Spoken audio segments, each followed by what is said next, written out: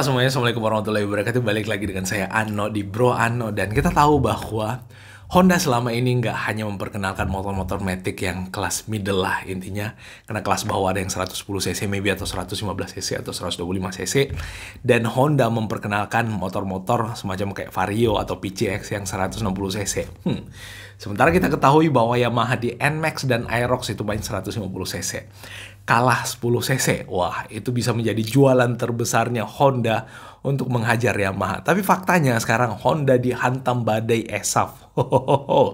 ESAV yang nggak tahu sampai sekarang ujungnya udah nyampe mana. Yang lebih tahu silahkan tuliskan di kolom komentar apakah Honda benar-benar berani untuk melakukan recall sama seperti yang dilakukan Yamaha yang berani mengkampanyekan recall terhadap chassis mereka kalau misalkan ada kegagalan produk yang mengakibatkan korosi dan patah. Nah, sekarang yang akan kita bahas nggak berkaitan dengan rangka-rangkaan, intinya berkaitan dengan edisi terbaru si Yamaha NMAX yang akan diindikasikan menghajar si Honda EDV atau Honda PCX atau bahkan Vario 160 karena NMAX akan dihadirkan dengan versi yang 160 seperti yang dibahas di di Jatim Network ya, Bondowoso jatimnetwork.com.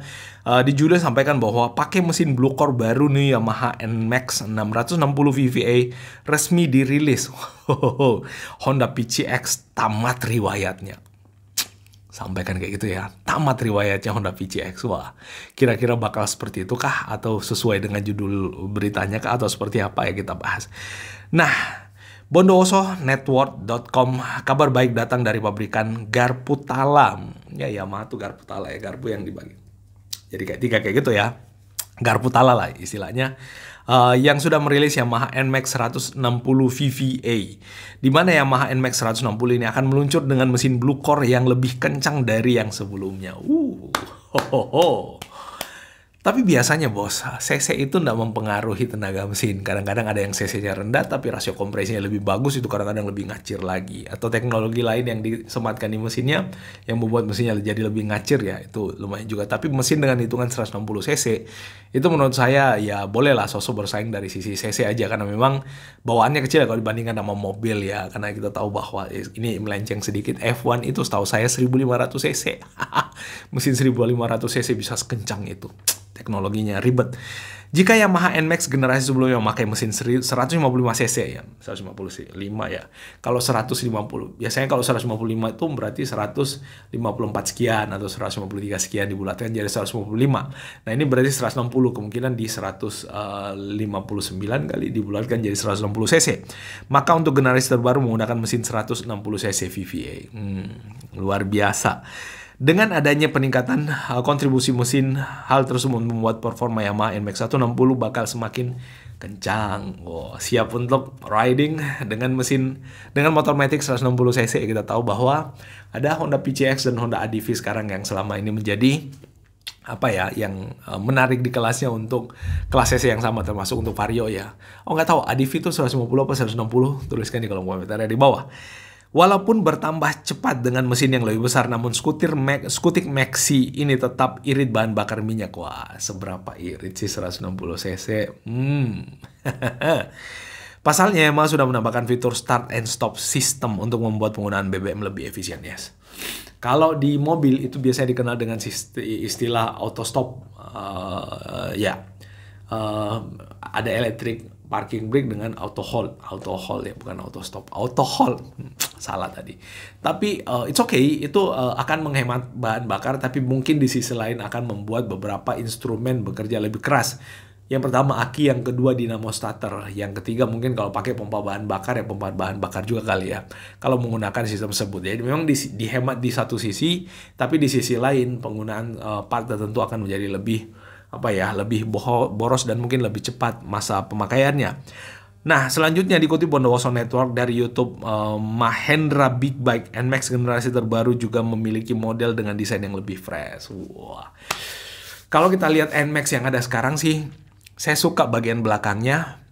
Bagian depannya juga lebih keren dengan adanya eyeliner di bagian dalamnya, itu manis banget, galak banget kalau kita lihat, mirip kayak abangnya si X-Max atau T-Max bahkan, dan itu memang mantep banget. Kabarnya Yamaha NMAX 160 VVA akan mengadopsi tampilan keren sang kakak yaitu Yamaha T-Max 560 ya, bener banget, yang punya desain yang agresif. Wah, cakep. Cakep banget. Kalau jadi model yang kayak T-Max, tapi gedenya mungkin nggak segede T-Max ya. X-Max saja menurut saya itu gede banget ya menurut saya. Gede banget, gede yang andai kan gede tapi dibikin lebih compact itu menurut saya udah oke banget, tapi it's okay dia pakai mesin 250 cc jadi bisalah untuk body sebongsor itu dipacu oleh mesin 250 cc. Nah, wajar bila kemudian pesaing Honda PCX 160 ini nantinya terlihat semakin sangar dan garang tampilannya. Wajar banget. Karena dengan desain yang lebih fresh, yang lebih gagah mirip abangnya pasti akan menjadi sangat amat menarik untuk menjadi pilihan dan menjadi perhatian. Sementara untuk masalah fitur, motor ini bergaya skutik maxi ini membawa fitur canggih dan terbaik di kelasnya. Wah, fitur apakah itu? Mulai dari kunci kontak yang memakai smart key system atau keyless yang dioperasikan melalui sebuah remote. Tapi setahu saya bukan NMAX ini bukan satu-satunya motor yang menggunakan keyless ya. Kalau salah ada yang sekarang udah menggunakan keyless. Kalian tahu apa? Tolong beritahu saya. Jangan pelit-pelit informasi lah ya. Lalu kemudian panel instrumen menggunakan sistem digital yang ditampilkan melalui sebuah layar LCD. Wah, untuk head unitnya menggunakan panel digital lah ya. Ya kita tahu bahwa motor-motor selama ini umumnya menggunakan panel digital ya untuk instrumen kelas meternya. Kayak cuman motor matic, bahkan untuk motor yang lebih besar dari sekedar motor matic, semacam kayak Kawasaki, lalu kemudian Yamaha MT, lalu kemudian CB250, ya itu menggunakan panel instrumen digital juga. Bahkan untuk motor-motor trail pun yang itu benar-benar motor yang heavy duty, itu menggunakan instrumen digital juga untuk cluster meternya. Dan menurut saya itu ya haruslah untuk mengikuti teknologi yang lebih mutakhir lah intinya, dan lebih bagus, lebih akurat lagi kemungkinan menggunakan teknologi digital seperti itu dan kelihatan lebih mewah lah intinya. Nah, itu yang bisa kita share kali ini. Kalau ada yang salah dan keliru dari apa yang kita sampaikan, mohon dimaafkan. Kalau kalian kepengen untuk melihat berita yang lebih komplit, silahkan klik link yang ada di bawah. Kita tampilkan link berita daripada apa yang kita bahas kali ini. Nah, itu yang kita bahas. Mohon maaf kalau ada yang salah, dan Assalamualaikum warahmatullahi wabarakatuh. Bye-bye.